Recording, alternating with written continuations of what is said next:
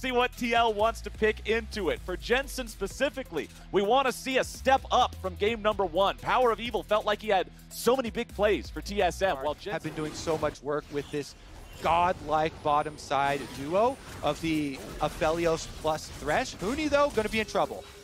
Huni taking a lot of damage here. Big Santorin trouble. goes with him with the blast cone, jumping right back in, nearly kills him off. Where's that last spear going to be? Huni is here. He's got 50 health. He just popped his shield and he's overheated. Alfari's walking forward. Could just go for the flash Q and first blood for Alfari. So going to be a bit of a rebuttal there for Team Liquid. CoreJJ gets the hook. Okay, Sword Art now put in a bad spot where he has to flash back over the wall to get to his team. Holy cow, Tactical just jumping in on top of 3. What was that? Because it wasn't the right move. Malphite sighting! The initiation supports will be initiating here, and it's CoreJJ who's further away from the rest of the team, but now re-engaging here with the dredge line, and there in the front line, it's Sword Art going to be bursted down. Speaker taking the damage now with the ulti coming through. Aphelios doing some work, but Tactical doing more. Coming right back in there, and it's the Gangplank ulti that did so much here for TL in this fight. It gave him a 3-for-1. Now it's going to be 4 if they don't look out. Power of Evil gets charmed up. Triple kill over to Santorin and Team Liquid. What is it with these guys? Does not flinch. He immediately hooks in. Jensen now, though, does not have ult, still has flash. Flashing away, trying to get out of Huni's damage. You are not getting away from anything. Yeah. This man does not flinch, okay? You're running at him with Udyr, you throw the hook at him, he just turns it around. Such a good counter engage by Core. You feel like you caught him out. He is so adept at recognizing when he can turn a play around. Now coming into the mid lane, going after Power of Evil. They know he already used his cleanse there on the bottom side, and CoreJJ said thanks down from Nautilus. Clean exchange. They didn't even have to get into tower damage range there. Only one shot. Now Huni's under fire as well. Oh, but he drops down the equalizer to try to protect himself a little bit further. They grab the kill. Spica wants to move in there and see if anything can be here. He did have to stop off for the Seekers, went for the Sorcerer's Shoes as well for the early penetration. Now TSM might have to be careful with Team Liquid coming to make a play. They're recognizing that this Drake is still a win condition for them in a game that they're pretty significantly behind.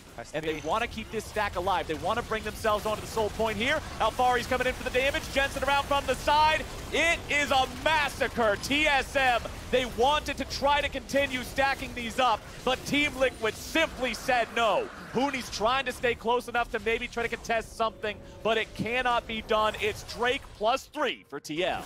You can just look at the player movement on that play, Flowers, and tell TSM are in just deep trouble right now.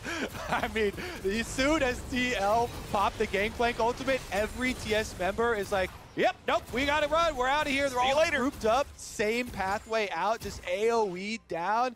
They knew there's very little hope for them. They get cut off on the only win condition left open to them in this game because or something, because as immediately as Team Liquid show themselves, they're like, okay, we're outgunned here. Alfari loses the turret that he's using as protection, but instead it was only a bait.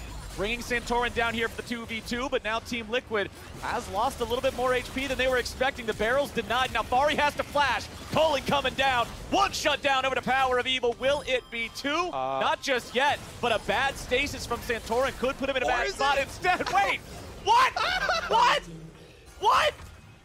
Or is it Captain Flowers? It is a stasis to bait once again. Honestly, it's an execution. He never got to hit the rumble. Tactical is gonna make up for earlier. Okay, so Tactical grabs a freebie here in the mid lane, takes down the enemy AD carry in the 1v1. Meanwhile, on the bottom side, a stasis. You want to come tower dive over here? Alfari will screen the rest of TSM. He should be able to keep them out long enough, but 3K health and they're going for the fight. Not against the equalizer. That thing is incredibly effective at stopping these early Baron attempts, but it will not be able to stop the fight and the kill afterwards. Tactical is on a kill shot, 2 turret shot. He's able to hop away. He lands the spear onto PoE, so he gets credit for the kill onto PoE. Huni was untouched, so it was an execution, but those still give over experience, and it's back out to Team Liquid. All that's really left for them is to finish up the dirty work, clearing up this map. They have the Everfrost Ahri, so with their control of Summoner's Rift, you just have to go set up at every objective first once again. Jensen can threaten to pick. and CoreJJ has the point and click that both PoE and Lost have to. 6 for CoreJJ's Nautilus, just having a much better game than his opponent this time around. Goes for the flash, dredge line, gets him through the flash. CoreJJ here in the front line now with the damage coming down. Core just might fall, yes he will, but the reset's coming through. Tactical does it again, he goes too far in. But he stays alive well enough to get away. Yes, he's got 200 HP left. Oh no, Spica just runs it on into the waiting maw. That is Team Liquid will get the dragon after it though. Tactical making good use of that W key. Team Liquid has shaken off whatever bad vibes they had in game number 1, and now CoreJJ once again going back in for the counter engage as soon as it looks like he's been caught out, but was it a mistake this time? Jensen and Santorin both going to be taken low. TSM health bar is about to evaporate from a little bit more damage, but they cannot get the reset. Tactical cannot get a kill. Alfari goes in looking for even more. He's going to grab the bullet that kills off Spica. Everybody on TSM. Possibilities. TSM are not lying down. They're continuing to throw counterpunch after counterpunch, and now Alfari's next on the menu. Alfari's seeing the rumble and saying, all right, I can fight this guy, but League of Legends is a team game, my friends. So now you got to get away from 1, 2, 3, 4, and that's not play. They know they need something like this to get them back into this game. Team Liquid moving forward as 4, trying to stop him. Multi-man stun coming out here with the Everfrost. Baron down to about 1,000 HP. It's going to be secured by Huni. Santorin's into the pit, buying a little bit of time here with the stasis. Getting back out over the wall. Team Liquid coming in, looking to fight, but Lost is going crazy here with the Aphelios damage. But not crazy enough. It is a quadra kill for Jensen and an ace for Team Liquid. Well, that's the end of that story. Tactical is able to finish it off. Team Liquid can now push in towards an inhibitor. TSM group up all in the back of the barrel. Bunch of easy fish for the shooting there as Team Liquid.